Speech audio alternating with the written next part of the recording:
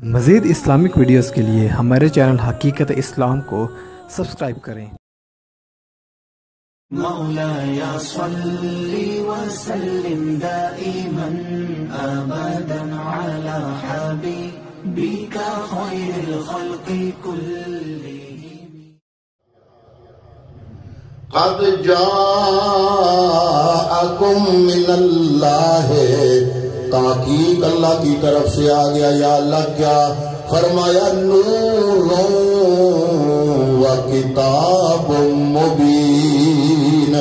میں نے دو چیزیں بھیجی ہیں، ایک میں نے نور بھیجا ہے اور ایک میں نے کتاب قرآن مجید کو نازل فرمایا ہے۔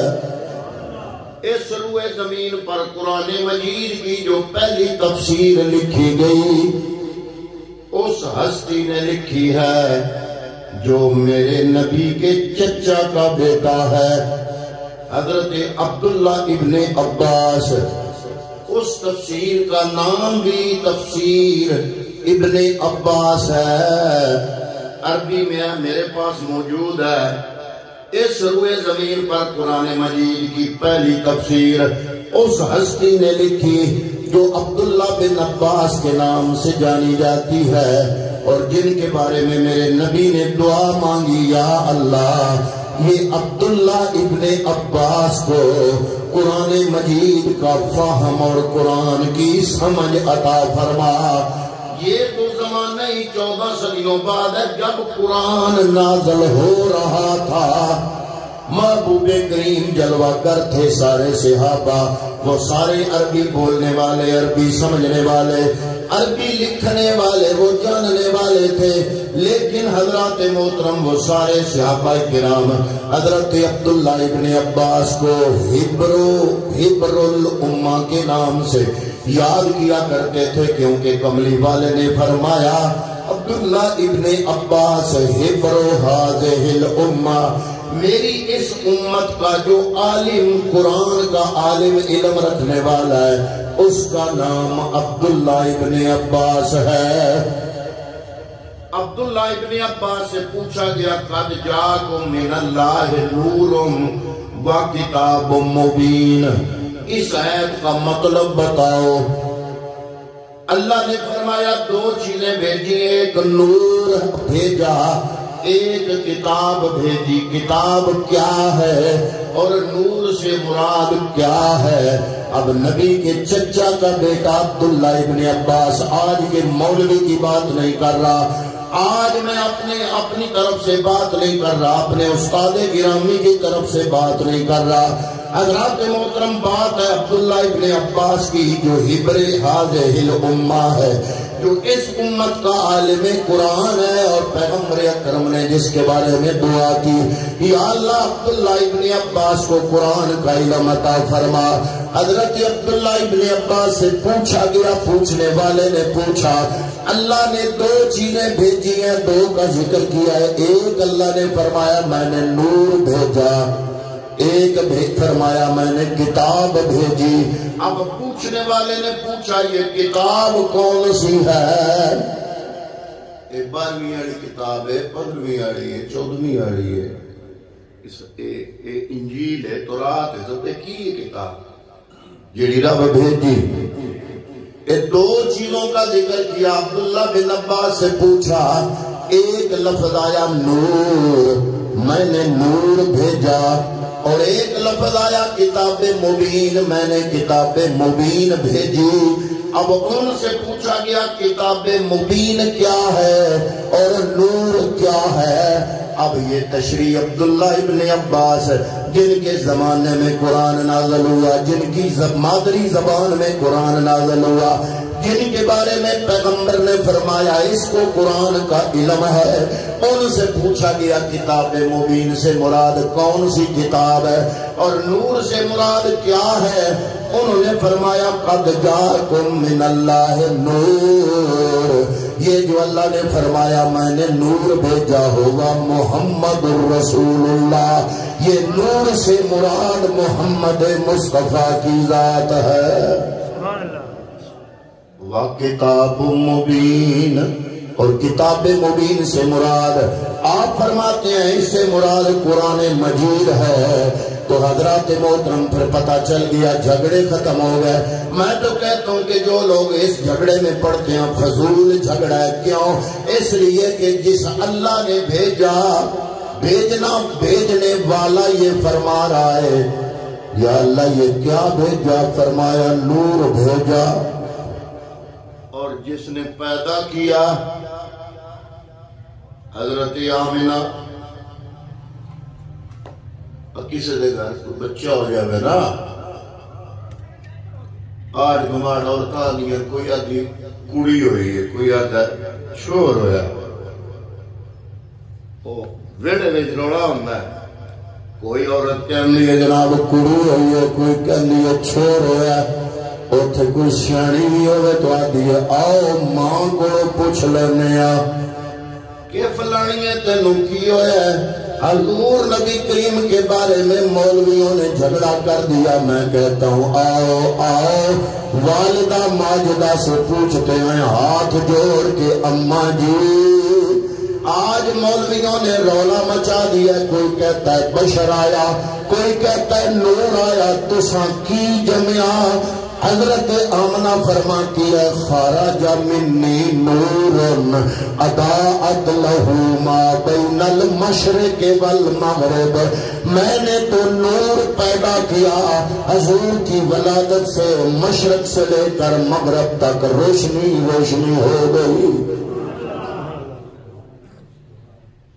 میں گل کرنا پیڈی جی تسادہ جی، گلن والا خدا او دے کولو پوچھئے کی گلے، تے جمن والی ماں کولو پوچھئے کہ کی پیدا کیتے، تے آن والے نبی کولو پوچھئے کہ تسی کی ہو۔ کہانی موک گئی، جھگڑا موک گیا۔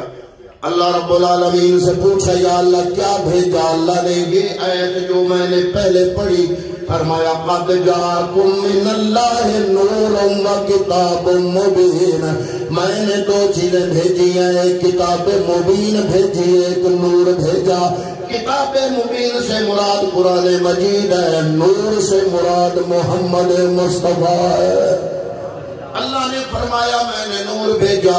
حضرت آمنہ سے پوچھا اماں جی کیا پیدا کیا؟ فرمایا خارج منی نور اضاءت لہ ما بین المشرق والمغرب، میں نے نور پیدا کیا، مشرق سے لے کر مغرب تک روشنی ہو گئی۔ حضرت جابر نے حضور سے پوچھا یا رسول اللہ رب العزت نے تمام چیزوں کے بنانے سے پہلے یہ زمینیں، یہ آسمان، یہ چاند، یہ سورج، یہ ستارے، ساری کائنات میں رب العزت نے سب سے پہلے کون سی چیز پیدا فرمائی؟ حضرات محترم پیغمبر اکرم نے فرمایا یا جابر ان اللہ خلق قبل الاشیاء نور نبیک من نورہ، اللہ رب العالمین نے تمام چیزوں کے پیدا کرنے سے پہلے اے جابر تیرے نبی کے نور کو اپنے نور سے پیدا فرمایا۔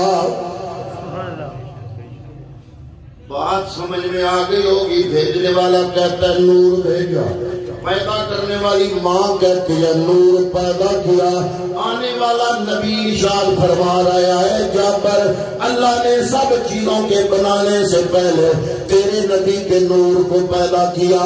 جو جناب قرآن کی آیت، حضرت آمنہ کا ارشاد، پیغمبر اکرم کی حدیث، ان تینوں سے جو چیز پتہ چلتی ہے وہی چیز ہم سنی پنجابی میں کہتے ہیں کہ نور ازلی چمکیا واحد ہمیرا ہو گیا، نور ازلی چمکیا واحد ہمیرا ہو گیا، کملی والا آ گیا ہر تھاں سویرا ہو گیا، کملی والا آ گیا ہر تھاں سویرا ہو گیا۔ ہوں جناب اگلی گل، نور کا مطلب کیا ہے؟ ایک لفظ کا مطلب ہوتا ہے ظاہری، ایک ہوتا ہے باطنی۔ زاری مطلب یہ ہے کہ روشنی ہو گئی، وہ بھی حضور ہیں، کیونکہ آمنہ فرماتی ہیں جب آپ پیدا ہوئے میں نے شام کے محلات ان کے کنگرے مکے میں بیٹھ کر دیکھ لیے۔ ظاہری معنی کے حوالے سے بھی نور، اور ایک معنی کسی بھی لفظ کا ایک معنی ہوتا ہے باطنی، جیسے آپ کہتے ہو دودھ نور ہے، کسی کو ڈول جائے تو اے روڈ چڑی راغدہ نور، وہ بھی ٹھیک ہے، یہ ہے باطنی معنی۔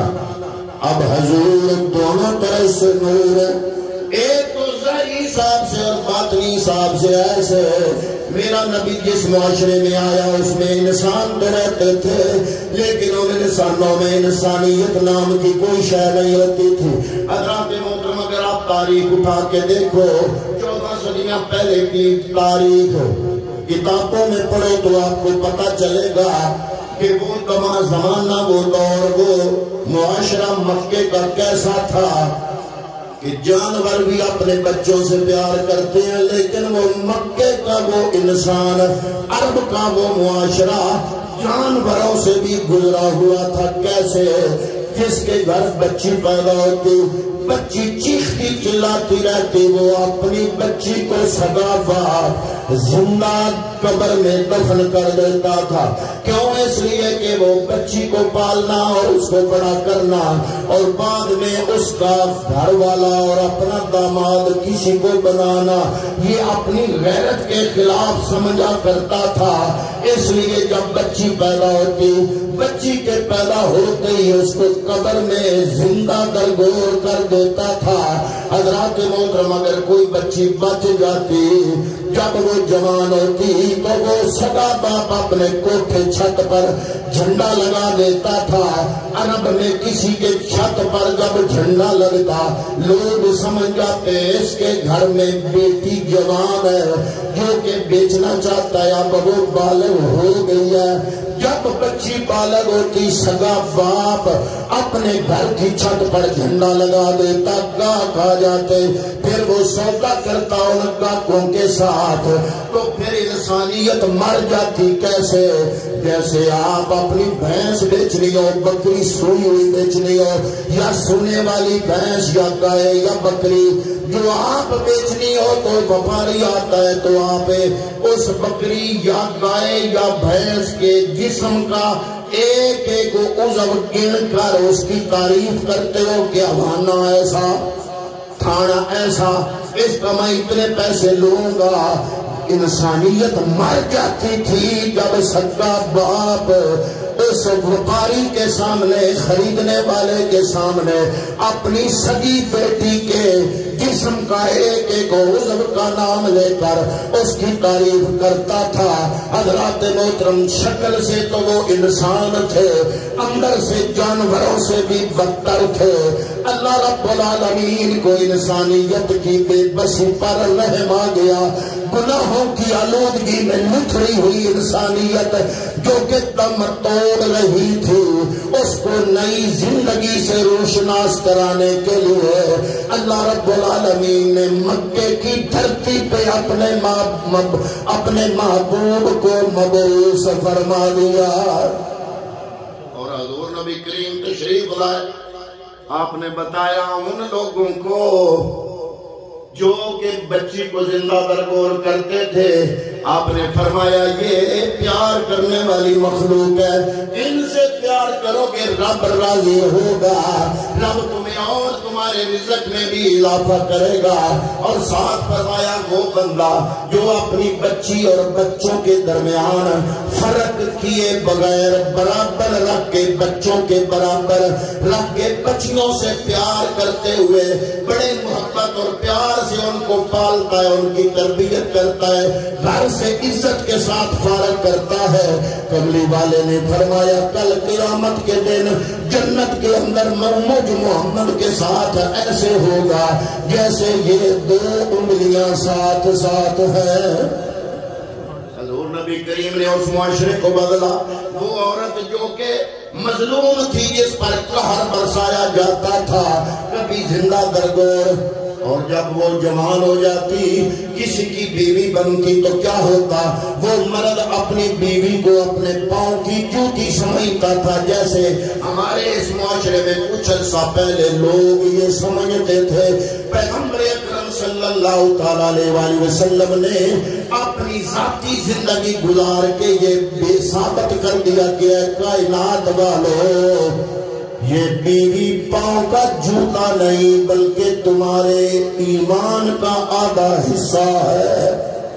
اور جب تھوڑے عرصے بعد اس ماں کے اس دلہن کے گھر بچی یا بچہ پیدا ہوتا تو وہ ماں بن جاتی. حضور نبی کریم نے عورت کے 3 روپ بیان کیے. فرمایا بچی کے حالت میں اگر تم رحم کرو گے آسمان والا رب تم پہ رحم فرمائے گا. بیوی کی حالت میں تم اس اپنی بیوی کی عزت اور حیا کے رکھوالے بنو گے، وہ تمہارے ایمان کا آدھا حصہ قرار پائے گی. اور جب وہ ماں بن جائے گی، اور فرمایا پیغمبر اکرم نے اے کائنات والو، چاہے 50 حج کر لو، چاہے جناب نمازیں روزے کر لو، لیکن اگر ماں ناراض ہے تو تم کبھی بھی جنت میں نہیں جا سکتے. اگر تمہاری ماں راضی ہے، عمل میں تھوڑے کمزور بھی ہو، پیغمبر اکرم نے فرمایا الجنت تحت اقدام الامہات، اللہ رب العالمین نے تمہاری جنت کو تمہارے ماں کے قدموں میں رکھ دیا ہے. جنت سجدوں میں ڈھونڈنے والوں، جنت تمہارے ماں کے پاؤں کے نیچے ہے. سجدے کم بھی ہوئے، عمل تھوڑے بھی ہوئے، ماں راضی گئی، باپ راضی گیا. حضور نے صرف ماں کا نہیں فرمایا، باپ کا بھی فرمایا. فرمایا وہ بندہ جس نے باپ کو ناراض کر دیا، چاہے وہ جناب تہجد گزار ہے، شب زندہ دار ہے، پابند صوم و صلاۃ ہے، جتنی عبادتیں کر لے، جس کا باپ اس پر ناراض ہے، کملی والے نے فرمایا وہ کبھی بھی جنت میں نہیں جا سکتا. فرمایا باپ راضی ہے، عمل اگر کمزور بھی ہوا، تمہارا باپ تمہارے لیے جنت کا دروازہ ہے. ماں کون ہے؟ جس کے قدموں کے نیچے جنت ہے. باپ کون ہے؟ جو جنت کا دروازہ ہے. آج ہم کیا کرتے ہیں؟ حضرات محترم، نمازیں بڑی، روزے بڑے، حج بڑے، لیکن جہاں باپ کا مقام آتا ہے نہ باپ کا خیال ہے، نہ باپ کی ضروریات کا خیال ہے. باپ نے جو شفقت دے کر سایہ بن کے بچے کو پروان چڑھایا. حضرات محترم، دنیا میں ایک ہی ایسا رشتہ ہے جو اپنے سے بڑھ کے کسی کو کامیاب دیکھنا چاہتا ہے، وہ دنیا میں رشتہ ایک باپ کا ہے. باپ اپنے بیٹے کے حوالے سے اتنا حساس ہوتا ہے، وہ سمجھتا ہے میرا سب کچھ قربان ہو جائے، میرا بیٹے کا مقام مجھ سے بھی معاشرے کے اندر زیادہ ہونا چاہیے. پیغمبر اکرم صلی اللہ علیہ وسلم نے فرمایا کہ اگر باپ راضی ہے تو رب راضی ہے. یہ میری بات نہیں، یہ آپ کے اور میرے آقا کی بات ہے.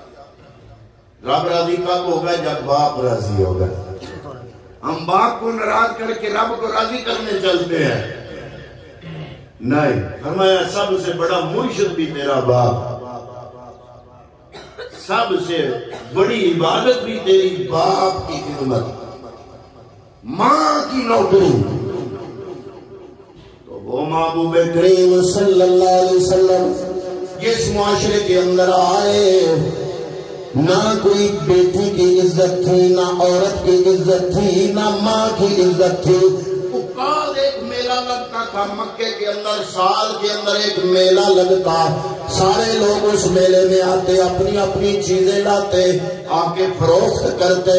وہاں پہ کتابوں میں لکھا ہے کہ ایسا بھی منظر دیکھا گیا، ایسا آسمان کی آنکھ نے ایسا منظر دیکھا کہ ایک بندے نے ایک بڑھیا عورت کندھوں پہ اٹھائی ہوئی ہے، ہوکے لگا رہا ہے کسی کو گھر میں برتن مانجنے کے لیے نوکرانی چاہیے تو یہ میرے پاس ہے. انہوں نے پوچھا یہ کون ہے؟ اس نے کہا یہ میری ماں ہے، یہ میرے کسی کام کی نہیں ہے، یہ گھر میں مداخلت کرتی ہے، میری بیوی کو تنگ کرتی ہے، کاموں میں مداخلت کرتی ہے، الٹا رکاوٹ کا سبب بنتی ہے، یہ میرے کسی کام کی نہیں، میں بیچنا چاہتا ہوں۔ گھر میں جھاڑو دینے کے لیے، برتن مانجنے کے لیے کسی کو خادمہ کی ضرورت ہو، میں یہ ماں بیچنا چاہتا ہوں۔ وہ معاشرہ جو ماں کو بیچا کرتا تھا، اس معاشرے میں رب نے میرا نبی بھیجا تو کیا ہوا؟ حضور نے صرف 23 سالوں میں جو لوگ ماں کو منڈیوں میں فروخت کرتے تھے ان کو ایسے بدلا کہ وہ ماں کے پاؤں دھو کے اپنی جنت تلاش کر رہے تھے۔ ناخرت کی روشنی تھی، کچھ بھی نہیں تھا اس معاشرے میں جس میں میرے نبی آئے۔ ناخرت کی روشنی تھی، نہ جنوں کی آگہی تھی، ناخرت کی روشنی تھی، نہ کوئی سوچ نہ عقل نہ اخلاق کچھ بھی نہیں، ناخرت کی روشنی تھی، نہ جنوں کی آگہی تھی، تیری راہ بری سے پہلے یہ جہاں نہیں تھا، تیری راہ بری سے پہلے یہ جہاں نہیں تھا۔ تو پتہ چلا کہ حضور نبی کریم نور آئے بن کے نور کے دو معنی، ایک ظاہری نور، ایک باطنی نور۔ جب انسان اندھیرے میں تھا، زندگی گزارنے کا کوئی چج نہیں تھا، کوئی پتہ نہیں تھا، رشتوں کا کوئی لحاظ نہیں تھا، کوئی پاس نہیں تھا، این اس وقت میرا نبی نور بن کے تشریف لائے۔ اردو میں عرض کیا، آپ پنجابی کا ترجمہ سن لو کہ نور ازلی چمکیا غائب ہنیرا ہو گیا، کملی والا آ گیا، ہر تھاں سویرا ہو گیا۔ اور حضرات محترم، یہ صرف حصی، صرف یہ باطنی معنی کے حوالے سے نور نہیں بلکہ حصی حوالے سے بھی نور ہے۔ عالم گزرے محدث ابن جوزی، ہم تو مانتے ہیں بزرگوں کو، ان کو دیوبندی بھی مانتے ہیں، اہل حدیث بھی مانتے ہیں، کہتے ہیں وہ بڑا بندہ ہے، بہت بڑا جنا ہے۔ نام کیا ہے؟ محدث ابن جوزی۔ وہ ان کی ایک کتاب ہے، کتاب کا نام ہے مولد العروس۔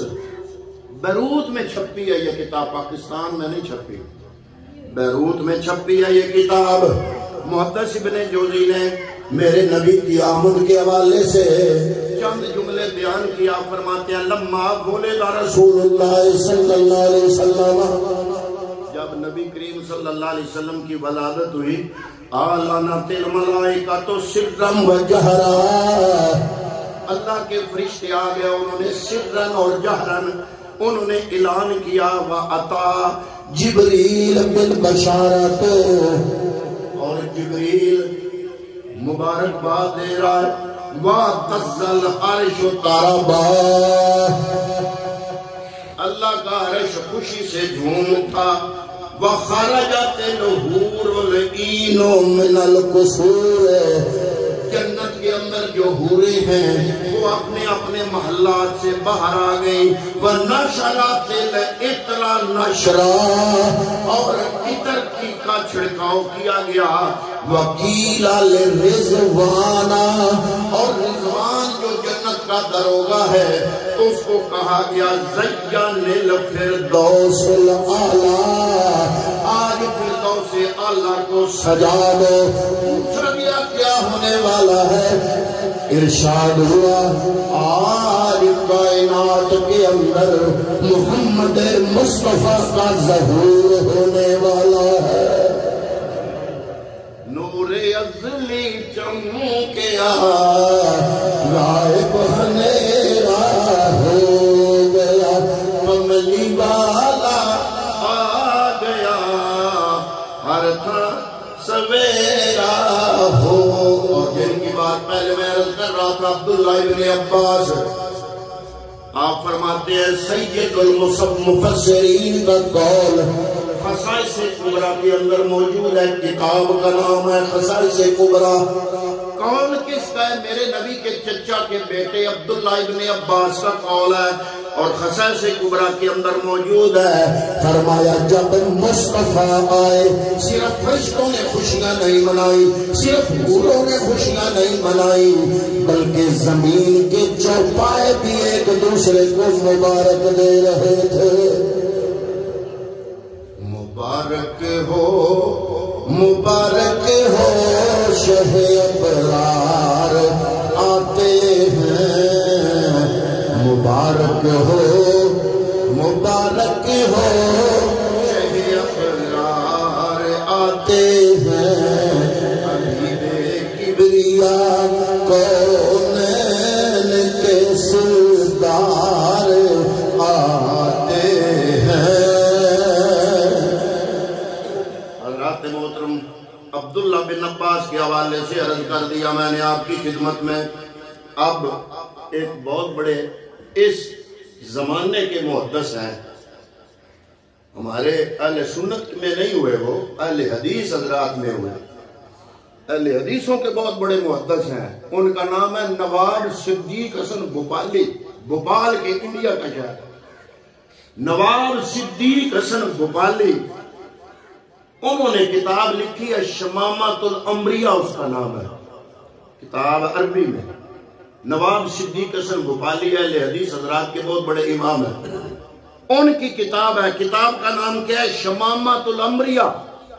شمامۃ الانبیاء میں وہ لکھتے ہیں کہ جس سال مصطفیٰ کریم جلوہ افروز ہوئے اس سال ساری زمین سرسبز ہو گئی، جو سوکھے درخت تھے وہ پھل لائے، اور اتنی خوشحالی ہوئی کہ حضور کی ولادت کے سال نواب صدیق حسن بھوپالی الشمامۃ الانبیاء کے اندر لکھتے ہیں کہ اس سال کو الفتح الابتہاج کا نام دیا گیا۔ عربوں نے اس سال کا نام رکھا، کیا نام تھا؟ الفتح الابتہاج۔ کیا مطلب؟ وہ سال جو سرسبزی اور شادابی لانے والا تھا۔